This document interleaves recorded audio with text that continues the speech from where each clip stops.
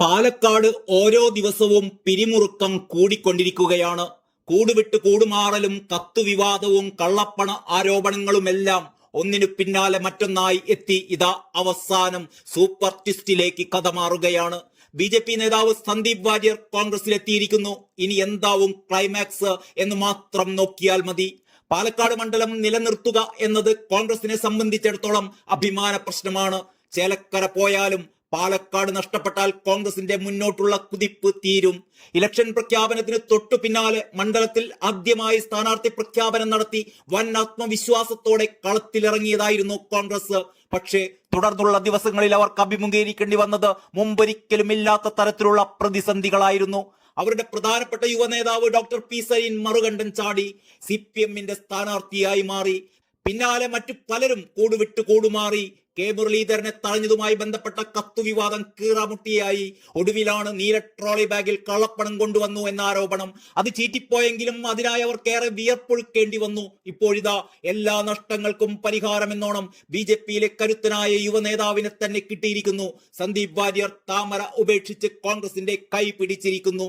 പാലക്കാട് കോൺഗ്രസ് തിരഞ്ഞെടുപ്പ് കമ്മിറ്റി ഓഫീസിൽ നടത്തിയ പ്രതിപക്ഷ നേതാവ് VD സതീശന്റെ വാർത്താ സമ്മേളനത്തിനിടയിലേക്ക് അതിനാടകീയമായിട്ടായിരുന്നു സന്ദീപിന്റെ കടന്നുവരവ്. VD സതീശനും K സുധാകരനും ഉൾപ്പെടെയുള്ള നേതാക്കൾ ത്രിവർണ്ണ ഷാൾ അണിയിച്ച് സന്ദീപിനെ കോൺഗ്രസിലേക്ക് സ്വീകരിച്ചു.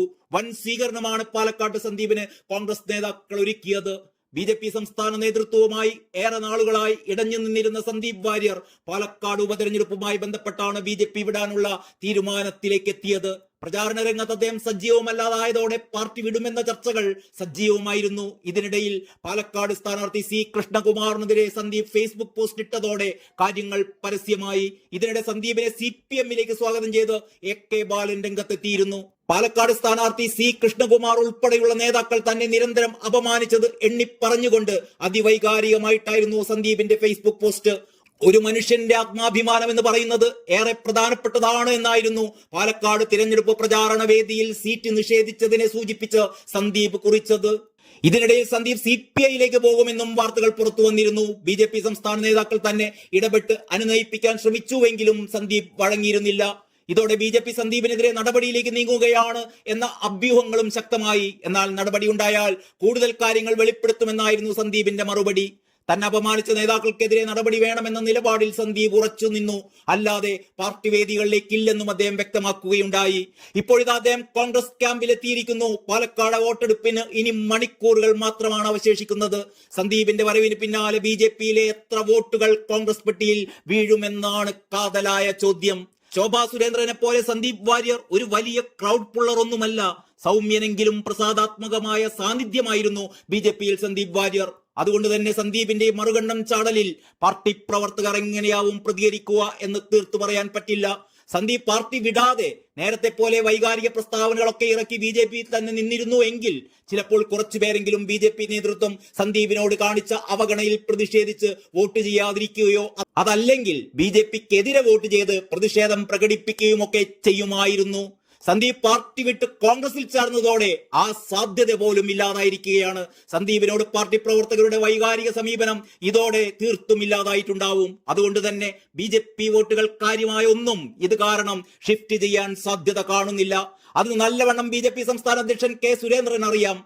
സന്ദീപിന്റെ ഇറങ്ങിപ്പോക്ക് ബി.ജെ.പിയിൽ ഒരു ചലനവും ഉണ്ടാക്കാൻ പോകുന്നില്ലെന്നും തിരഞ്ഞെടുപ്പിൽ കോൺഗ്രസ് തകർന്നടിയുമെന്നുമാണ് സുരേന്ദ്രൻ ഇത് സംബന്ധിച്ച് ആദ്യമായി പ്രതികരിച്ചത്. സന്ദീപ് വാര്യരെ മുറുകെ പിടിക്കാൻ സുധാകരനും സതീശനും എല്ലാ ആശംസകളുമെന്നും സുരേന്ദ്രൻ പരിഹസിക്കുകയുണ്ടായി. കസേര കിട്ടിയില്ല എന്ന് പറഞ്ഞാണ് സന്ദീപ് വാര്യർ കോൺഗ്രസിലേക്ക് പോയിരിക്കുന്നത്. സ്നേഹത്തിന്റെ കടയിൽ സന്ദീപ് വാര്യർക്ക് വലിയ വലിയ കസേരകൾ കിട്ടട്ടെ എന്ന് ആശംസിക്കുകയാണ് എന്നൊരു കുത്തുകൂടി സുരേന്ദ്രൻ കൊടുത്തിട്ടുണ്ട്.